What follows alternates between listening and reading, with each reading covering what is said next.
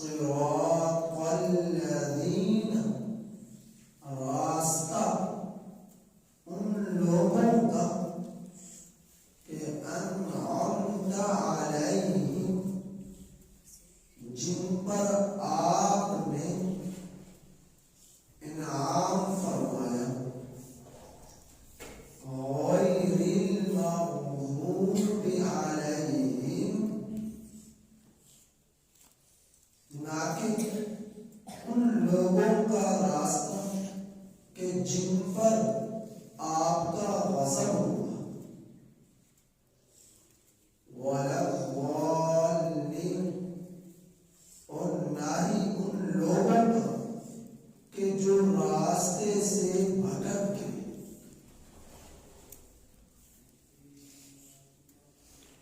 سورۃ الفاتحہ کی تفسیر ہو رہی تھی۔ اس سے قبل بتلایا گیا تھا کہ سورۃ الفاتحہ 7 آیات پر مشتمل ہے۔ پہلی 3 آیات کا تعلق خالصتاً اللہ کی توحید، وحدانیت، حمد و ثنا کے ساتھ ہے، اور آخری 3 آیات کریمہ کا کہ جن کا ذکر ابھی ترجمہ اور تلاوت ہوئی، ان آخری 3 آیات کا تعلق خالص وطن بندوں کی طرف سے اللہ کے دربار میں دعا اور درخواست کا بیان ہے۔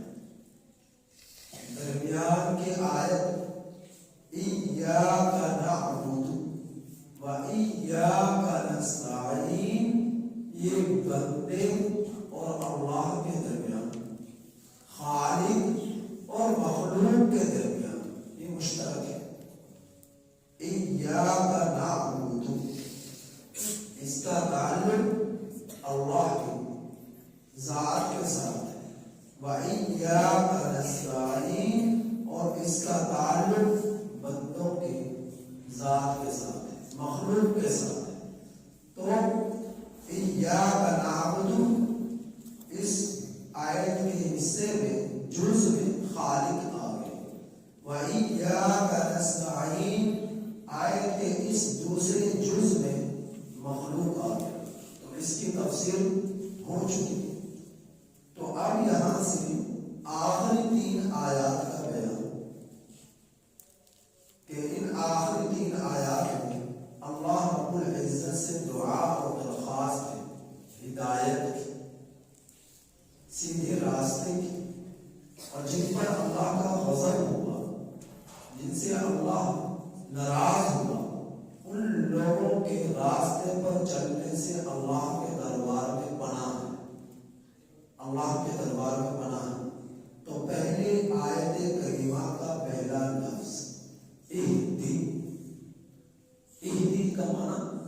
ہدایت، سیدھا راستہ، اہدی راہ دکھلانا، راہ بتلانا، راہ پر چلانا، راستے پر چلانا، اہدی۔ تو امام راغب اصفہانی رحمت اللہ علیہ نے ہدایت کی تعریف کی کہ ایسی ذات کے جو بندوں پر مہربانی کر کر ان سیدھا راستے کی طرف رہنمائی کرے، کہ مہربانی کے ساتھ سیدھے راستے کی طرف رہنمائی کرے۔ تو ہدایت کا اصل معنی یہ ہے کہ یہ خالصتاً ہدایت جو ہے یہ اللہ کا فعل ہے، ہدایت دینا یہ اللہ کا فعل ہے، اللہ کی قبضہ قدرت میں یہ ہدایت اللہ کے قبضہ قدرت میں ہے۔ تو ہدایت صرف یہ نہیں کہ صرف اس کا تعلق ایمان والوں کے ساتھ ہے، مسلمانوں کے ساتھ ہے۔ تو ہدایت کا مفہوم وسیع تر ہے کہ اللہ رب العزت نے پوری کائنات میں ہر چیز کو ہدایت عطا فرمائی ہے، چاہے وہ چیز اس کا تعلق نباتات سے ہو، چاہے جمادات سے ہو، چاہے انسانوں سے ہو، چاہے جنات سے ہو، چاہے سورج سے ہو، چاہے ہواؤں سے ہو، چاہے بارشوں سے متعلقہ ہو، چاہے خشکیوں اور بہار سے متعلقہ ہو، چاہے پرند کیڑے مکوڑوں سے متعلقہ ہو، الغرض جو بھی کائنات کے اندر اللہ کی پیدا کردہ چیز ہے اس سب کے ساتھ اللہ کی طرف سے ہدایت ہے، ان سب کی طرف اللہ کی طرف سے ہدایت ہے۔ تو اس بات سے یہ معلوم ہوا کہ اللہ کی مخلوق کے 3 درجے، درجہ اول نباتات جمادات سے تعلق رکھتا ہے، درجہ 2 غیر ذوی العقول سے تعلق رکھتا ہے کہ ان کے نباتات جمادات جن میں سمجھنے کی طاقت ہے، بولنے کی طاقت ہے، جن میں عقل ہے، شعور ہے، یعنی بے حس چیزیں، وہ نباتات کے اندر آ گئے، پتھر آ گئے، درخت آ گئے، پتے آ گئے، مٹی کے ذرات آ گئے، اور دوسرا درجہ غیر ذوی العقول کا کہ ان کے اندر جان ہے، ان کے دل دھڑکتے ہوئے نظر آتے ہیں، لیکن وہ سمجھ سکتے ہیں، لیکن ان میں عقل ہے، وہ ان کا غیر ذوی العقول ہے، یعنی عقل سے وہ خالی ہے، لیکن ان کے اندر سمجھنے کا شعور ہے، وہ کچھ نہ کچھ سمجھتے ہیں، تو یہ غیر ذوی العقول چیز جیسے جانور ہے، بول نہیں سکتے، اچھے برے کی پرکھ نہیں کر سکتے، کیڑے مکوڑے پرندے ہیں تو یہ بول نہیں سکتے، ان میں عقل نہیں ہے، ان میں عقل نہیں ہے۔ تیسرا درجہ ذوی العقول کا ہے، عقل مند، جن کے اندر عقل ہے، جن کے اندر شعور ہے، اور پوری طرح ہے، عقل اور شعور اور قوت گویائی پوری طرح ہے، یہ ذوی العقول۔ تو اس کے اندر انسان آ گئے، انسان، اس کے اندر جنات آ گئے، تو یہ 3 درجے ہوئے جن کو اللہ نے ہدایت عطا فرمائی، نباتات، جمادات، غیر ذوی العقل مخلوق اور ذوی العقل مخلوق۔ تو پہلے اور دوسرا، یہ دوسرے پہلے اور دوسرے سے تعلق انبیاء کرام کو ہوتا ہے، جن پہلے اور دوسرے تعلق بلا واسطہ اللہ رب العزت کا ان سے تعلق ہے، بلا واسطہ، بلا واسطہ، یعنی واسطے کے ساتھ اللہ رب العزت نے ان کو ہدایت عطا فرمائی، اور بغیر واسطے کے ساتھ، واسطے کے ساتھ ان کے ساتھ تعلق، اور بغیر واسطے کے ساتھ اللہ کا تعلق ان انسانوں میں جو ذوی العقول ہے، ذوی العقول مخلوق ہے، ان میں سب سے اعلیٰ مخلوق، سب سے یعنی کہ فضیلت کے حامل وہ انبیاء کرام علیہ السلام، وہ انبیاء کرام علیہ السلام کہ اللہ رب العزت نبیوں کو، رسولوں کو براہ راست ہدایت عطا فرماتے ہیں۔ یہی وجہ ہے کہ اللہ کا تعلق ان سے براہ راست ہوتا ہے، تو اللہ انہیں ہدایت عطا فرماتے ہیں، کتابیں نازل کر کر، ان سے کلام فرما کر، تو بندوں تک وہ اللہ کا پیغام اور میسج پہنچاتے ہیں کہ اللہ کا راستہ کیا ہے، ہدایت کا راستہ کیا ہے، تو اللہ وہ بندوں تک پہنچاتے ہیں، انسانوں تک پہنچاتے ہیں، تو انبیاء راستے پر ہے، تو اسی وجہ سے کیونکہ ان کا براہ راست اللہ سے تعلق ہے، تو انبیاء کرام علیہ السلام مخلوق میں سب سے اعلیٰ ہوئے، سب سے فضیلت والے ہوئے، سب سے اعلیٰ ہوئے، سب سے زیادہ اہمیت والے ہوئے، کون؟ انبیاء کرام علیہ السلام۔ تو اللہ رب العزت نے ہر ایک کو ہدایت عطا فرمائی، اور ہر چیز اس ہدایت کو لے کر اپنے کام میں لگی ہوئی ہے۔ قرآن کریم میں ارشاد باری تعالیٰ ہے وَإِن مِّن شَيْءٍ إِلَّا يُسَبِّحُ بِحَمْدِ رَبِّهِ،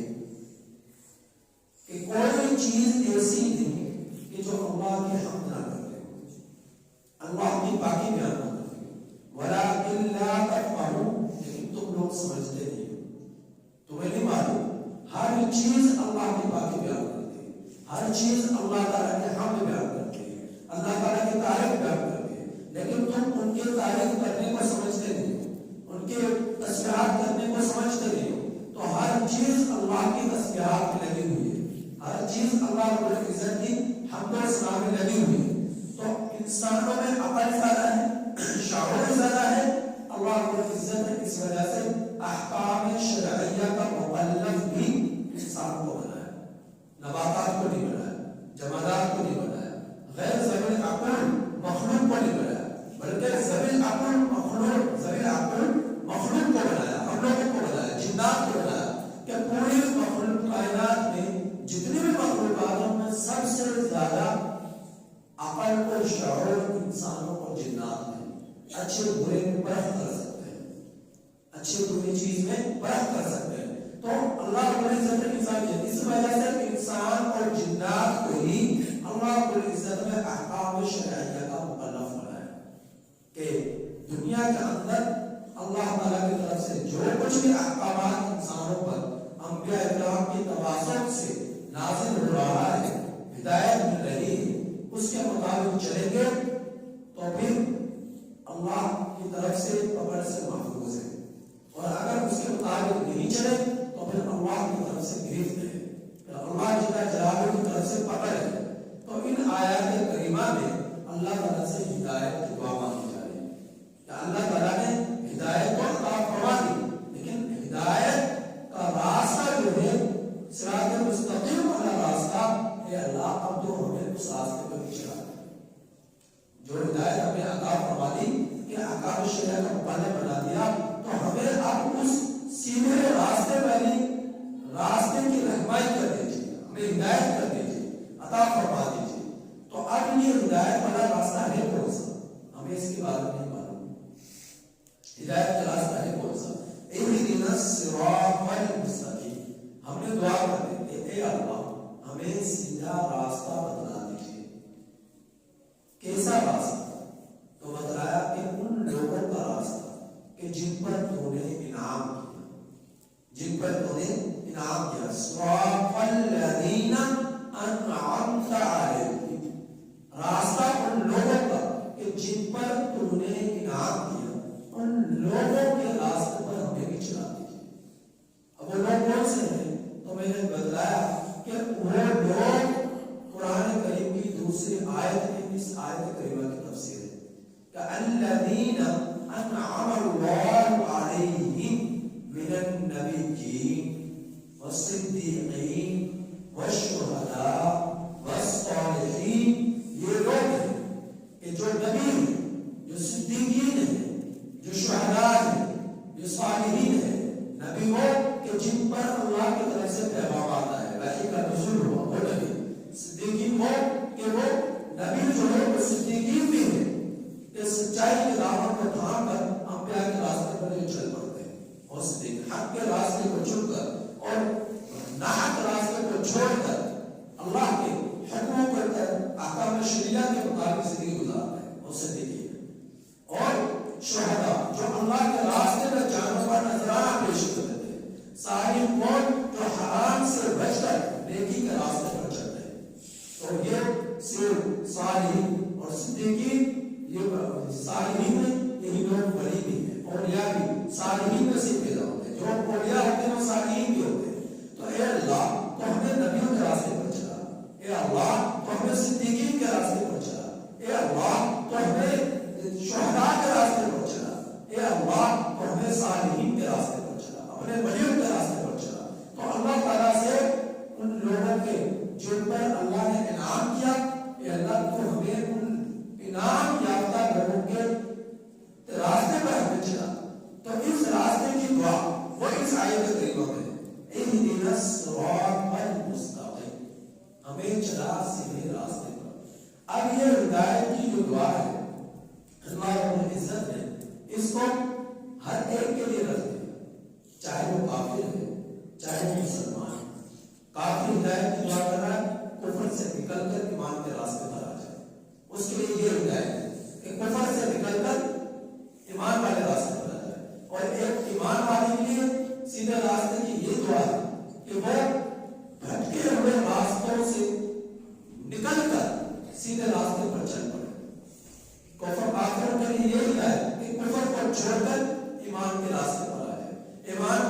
لیے یہ ہدایت کہ وہ گمراہ لوگوں کے راستے کو چھوڑ کر ہدایت یافتہ لوگوں کے راستے پر آئے. یہ ایمان والوں کے لیے ہوگا. تو ایمان والوں تو اللہ رب العزت نے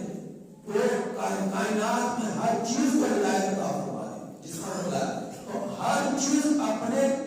ہدایت کے بتائے ہوئے راستے کے مطابق کام کر رہی ہے. انسان کو اپنے وجود کو ہی دیکھے, ایک انسان اپنے وجود کو دیکھے کہ اللہ رب العزت نے انسان کے وجود کے اندر ناک بنایا ہے, کان بنایا ہے, آنکھیں بنایا ہے. تو آپ دیکھیں گے ناک سے انسان سن سکتا ہے, یہ اس کو ہدایت عطا فرمائی کہ تمہیں سننا ہے, اللہ تعالیٰ ہدایت عطا فرمائی. لیکن آنکھوں سے دیکھنے کا حکم ہے کہ تجھے جو ہدایت ہے وہ تمہیں دیکھنا ہے, دکھائی دیے جانے کا تمہیں کام کرنا ہے. اب آنکھ ناک کا کام نہیں کر سکتی اور ناک آنکھ کا کام نہیں کر سکتی. کیوں؟ کیونکہ ناک کو ہدایت ہی سننے کی گئی ہے اور آنکھ کو ہدایت دیکھنے کی گئی ہے اور کان کو ہدایت کی گئی تمہیں سننا ہے. کان کو ہدایت کی گئی ہے تو کان سنے گا, وہ دیکھنے کا کام نہیں کرے گا, وہ سننے کا کام نہیں کرے گا. تو کیونکہ اللہ نے اسے ہدایت عطا فرمائی کہ تمہیں سننا ہے. تو یہ ایسی چیز ہے جو اللہ کی طرف سے پیدا کرتا ہے. آنکھ, کان, دل, دماغ, عقل, وجود یہ اللہ کا طرف سے پیدا کرتا ہے. لیکن انسان کو عقل دے کر اللہ تعالیٰ نے, دل دے کر اللہ رب العزت نے انسان کو اختیار دے دیا کہ یہ تیرے اختیار میں, اب تو ان چیزوں کا استعمال غلط کرے یا درست کرے. لیکن جو چیزیں اب آنکھوں سے اللہ تعالیٰ دیکھنے کا حکم کو دیکھے گی, چاہے وہ غلط دیکھے چاہے وہ درست دیکھے, اب غلط اور درست میں پرکھنا یہ انسان کی عقل میں ہے. غلط اور درست میں پرکھنا یہ انسان کی عقل میں ہے کہ میرا اللہ کا حکم اس آنکھوں کے استعمال کا کس چیز میں ہے, کہ کس چیز کو دیکھنا ہے کس چیز کو نہیں دیکھنا. اب کانوں کا سننا غلط اور درست اعتبار سے یہ انسان کی عقل پر ہے کہ انسان کی عقل وہ فیصلہ کرے گی. جو اللہ کے نبی کے سنت ہمیں قرآن ہمارے لگا چھوڑ کر گئے تو وہ اللہ کے نبی کی زندگی وہ عقل کو کہہ رہی ہے کہ تم نے اس کا استعمال کس طرح کرنا, اور وہ انسان کو اختیار کر دیا کہ تم نے اس کا استعمال کس طرح کرنا ہے, اور انسان کو سمجھ ہے کہ میں نے استعمال کرنا کس طرح. اب چاہے وہ اپنے لذات کے خاطر غلط استعمال کر لے یا درست استعمال کر لے, لیکن ایک کام ہے اور یہ بات ہے کہ دیکھیں جس چیز میں ہمیں اختیار دے دیا ہم نے اس کا غلط استعمال کیا. اور اللہ رب العزت نے آج بھی ہمارے وجود ہی کے اندر وہ آزاد کہ جن کو اللہ نے جس کام میں لگا دے وہ اسی کام میں لگے ہوئے, اس سے ذرا بھر بھی وہ ہٹتے نہیں کہ دیکھنے کا کام وہ دیکھ رہا ہے, سننے کا کام وہ سن رہا ہے, بولنے کا کام وہ بول رہا ہے, اور سننے کا کام وہ سن رہی ہے, تو مدد کا جو وہ سن رہا ہے وہ اللہ کے اس حکم کے ذرا خلاف ورزی نہیں کرتے اور میں طاقت کے لیے کر بھی نہیں سکتے. تو جس چیز میں اللہ نے اختیار دے دیا اسی کا انسان نے غلط استعمال کیا, اسی کا انسان نے غلط استعمال کیا کہ شیطانی راستے پر چل کر گمراہ ہو گیا,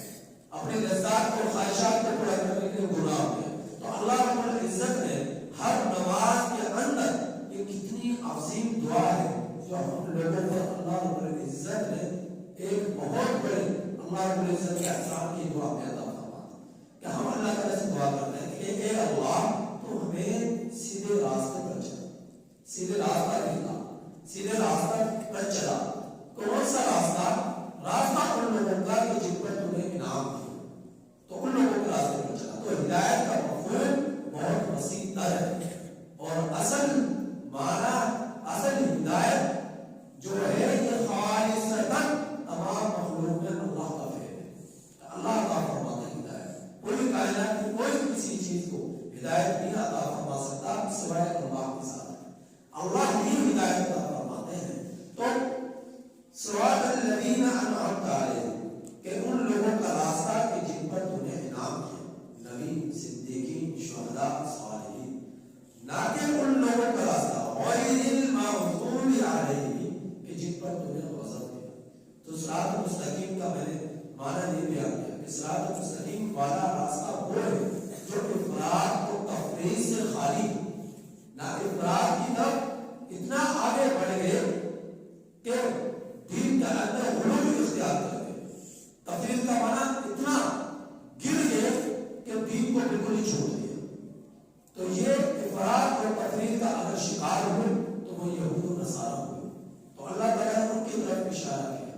یہ دعا کے اندر ان کی گمراہی سے بچنے کی طرف ہدایت کہ اللہ تعالیٰ بدلا دی دعا کہ غوائی تم یوں دعا کرو کہ اللہ ان لوگوں کے راستے پر نہ چلا کہ جن پر تیرا غضب ہوا، غیر المغضوب علیہم کہ جن پر تیرا غضب ہوا ان لوگوں کے راستے پر ہمیں نہ چلا۔ اب کن پر غضب ہوا؟ جو تفریط کا شکار، کون لوگ؟ یہود، اہل یہود، تفریط کا شکار اہل یہود کہ انبیاء کو قتل کرنا شروع کیا، انبیاء کو قتل کرنا شروع کیا، دین سے بالکل بھٹک گئے، تو اللہ کا عذاب ہے، اللہ کا ان پر غضب ہوا اور تباہ برباد ہوئے۔ اور والضالین یہ تفریط غیر المغضوب علیہم، غضب ان لوگوں پر ہوا کہ جو تفریط کا شکار ہوئے، کہ ان تفریط کا شکار ہوئے کہ انبیاء کو قتل کیا اور دین کو بالکل چھوڑ دیا، گمراہ ہو گئے۔ اور والضالین یہ افراط کا شکار ہونے والے لوگ، وہ لوگ اہل نصارہ، یہ افراط کا دین کا اندر غلو اختیار کر گئے،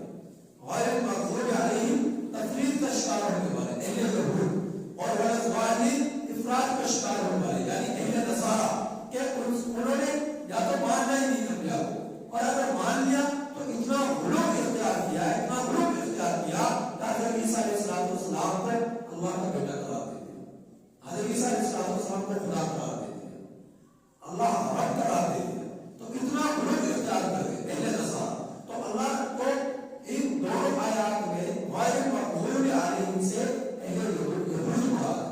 اور والضالین سے اہل نصارہ مراد ہے کہ اللہ تعالیٰ سے دعا کی جا رہی ہے ہدایت کی کہ اے اللہ نہ تو ہمیں اہل یہود کے راستے پر چلا،